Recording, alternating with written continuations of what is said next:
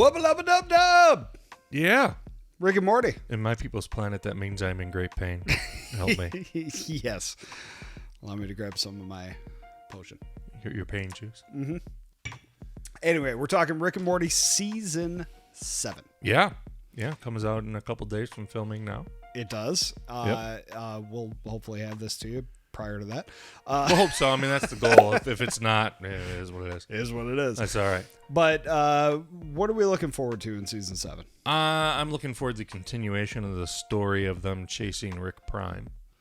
100%. Because yes. I imagine, I don't know if this is how it's going to happen, but once they come to their culmination of their chase of Rick Prime, much like they came to the culmination of the Evil Morty storyline, then there'll be something else happen because, of course, the thought is, or not even thought, but in canon, I'm fairly certain based on what we've seen in the seasons, that Rick Prime is our Morty's original Rick. Yes. And that Evil Morty is our Rick's original Morty. Right. And so you brought up an interesting point there, too. That's something else I want to see out of this is whatever became of Evil Morty. Right. Last we knew, he was president of the Citadel. Well, and then the Citadel blew up and he had the golden portal and he went and wherever he went. Right. And that was at the end of season 5. And he wasn't in season 6. Didn't show up at all in season 6. And we saw... we got Rick Prime in season 6, who's the Rickest Rick of all the Ricks. The Rickest Rick of all. We did see there was a promo for season 7, which featured Beth and Summer. Yeah, talking about how they never get to do the promos. And wow, this is different. Right. Well, and they're asking for a low-stakes season. No Citadel, or maybe a Citadel of Summers. So yeah. So is that Adult Swim setting us up for, hey, lower your expectations because there's a new voice? Yeah. Or well, is they that actually them said just lower kind of your faking us out? expectations. The bar's low. I don't know. The bar's pretty flippin' high, if you ask me. I mean, I think this show is phenomenal. It's one of my. I agree. It's not the best show ever made, but it's one of my 2 favorite shows.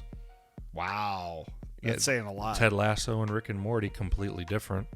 Yeah. Oh, yeah. 100% different. But which neither is the best show ever made. That's The Wire. I was just going to say, so he's bringing up The Wire here. That's what's happening. Of course, because The Wire is the best show ever made. But those are my 2 favorite shows, Rick and Morty and Ted Lasso. I mean, Rick and Morty is one of those shows that it's just, if something I can't find to watch, we talked about this earlier, if it's something I can't find to watch, or, just I feel like a quick laugh, I turn on Rick and Morty. Oh, I got a half hour to kill. I'm turning on Rick and Morty. Yeah. And always, yeah. Because of that, I've seen every season probably 7, 8, 9, 10 multiple times. And we can have a consensus here that it's way better on Max. Well, it's uncensored. Because it's uncensored. It's the only way to watch Rick and Morty. It's the only way to watch Rick and Morty. Period. If you've only ever seen it on Comedy Central, you are missing out. You need to watch it on either get the Blu-rays or watch it on Max. Yeah. Because the uncensored versions, I mean, it's Grandpa's so much pooper. funnier. Man, fuck you, son. To hear him just emphasize it's hilarious. Right. Makes me laugh every time. That's why I always start with that episode. In the original broadcast, still a funny line, but you don't get that emphasis because they beep it. You know what he said, but you don't get just the feel of the emotion of Rick. Just damn. Exactly. Which brings us to another interesting point. Is that feel going to be here in season 7? I think it will be. I think it's one of those things. If it were me running Adult Swim, I wouldn't have announced that we changed the voice. Sure. Here's why. Because when you don't know, I don't think you can tell. But I we think do because know. we do know, you're looking for the minor inflection changes and the differences. I can tell. It sounds just like him, but some words, some phrases, you can kind of tell. It's close, but it's not quite like there. I was talking to my cousin Mikey, and he's like, man, I didn't know that Roiland recorded all his lines before they let him go. I'm like, they didn't. That's the new voice. He didn't, yeah. And he's like, damn. And then when he listened to it again, because now he knows. Yeah. That it's not Roiland, you can kind of tell. But Roiland was responsible for a boatload of the voices, including the 2 titular characters, Rick and Morty. Yeah. It's interesting will they replace him with one person? Will I they don't know. replace him with several people? I mean, I would whoever did the best version of the voice of whomever I was trying to replace would get the work. Yeah, or If it were me. There is a theory that he was replaced with AI. Well, you could. I mean, if you look absolutely could. if you've watched the Star Wars, the behind the scenes and the Mandalorian, Mark Hamill, he said his lines, but they also AI'd every single word he ever said, or ripped every word he ever said from all three of the original trilogy movies, enhanced them with AI, and overlaid them on what he said. So it's not actual when Mark Hamill said the line, because Mark Hamill's old now. Yeah, he His sounds voice doesn't different. sound the same. It's kind of like if you saw the new Indiana Jones movie, when they de-aged Harrison Ford, he sounded like I'm 94 years old, Harrison Ford. They And did not de-age his voice. Right. But when you watch Mandalorian Season 2, the final episode, when Luke comes in, he sounds like Return of the Jedi Luke. He doesn't sound like He does. Mark Hamill now. Yeah. Right? Well, and that follows through to Book of Boba Fett, or rather, Mandalorian Season 2.5. Yep. You gotta get it right. Yeah, and because that's exactly what it is.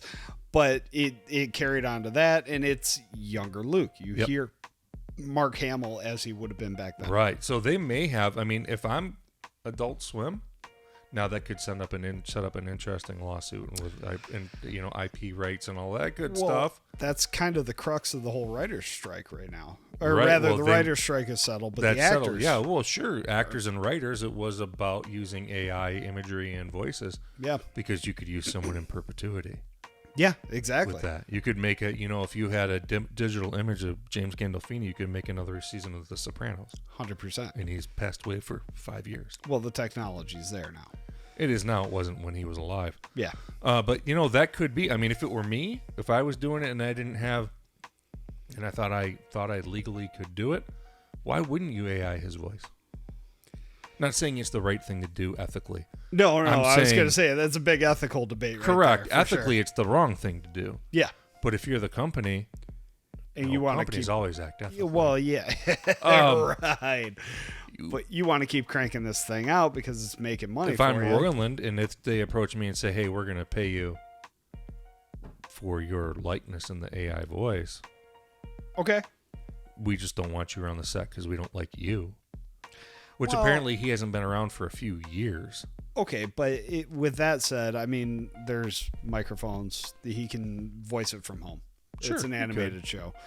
But They've- yeah, they've- I mean, they've you're lost- right. They've lost face already, even though the charges were dropped against him. They, like every company, they fired him before there was an outcome. Well, yeah, and there was other stuff too. I'm sure there Yeah. are. I don't know him. I'm sure there could be. Usually, like most things where there's smoke, there's fire. Typically, 100%. and I'm not here to debate what No, kind of we're character not. or any of that We're kind not of crap. talking about that. But there's a lot of avenues they can go. But for me, maybe it could simply be someone who does a good impersonation, and then you augment it.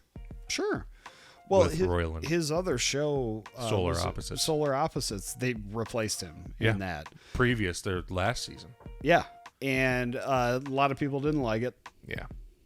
Which, okay, I get it. You love these characters. Sure. You connect with these characters as they are, and then they change. It's People an don't like issue, change. sure. That's why I said, if I was running Adult Swim, I wouldn't have announced that we changed him. No, I and wouldn't have announced.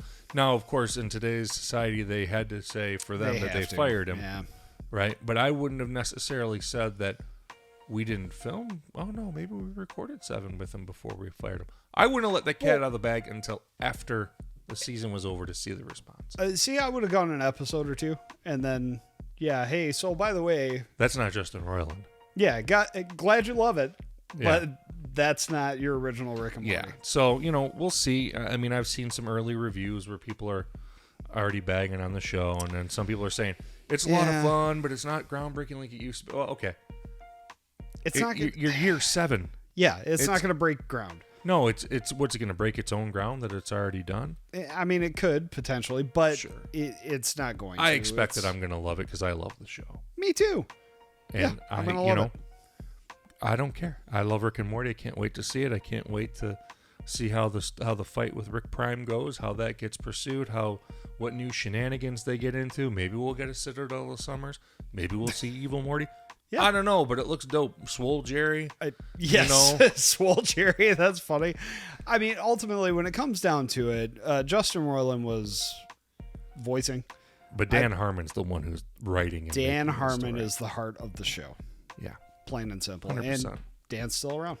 And he's a freaking hilarious. He is. Now, I would pay real money if you guys would have an episode where at the end of a Rick and Morty episode in the post-credits, you just had an animated Childish Gambino and Abed do a rap. Troy and Abed. That would be dope. That would be amazing. Thank you. Have a nice day. And if you know, you know. Yeah, exactly. I think we're going to wrap it up on this one. What do you think? For sure. Great. Thanks for watching the Nerd Card. If you like this content, please remember to like and subscribe and hit notifications so that you get notified of every new video that we have. And do not forget, you can check us out on YouTube, Facebook, Instagram, Twitter, all that good stuff, and especially thenerdcard.com. And with that, we will say, what's on your Nerd Card?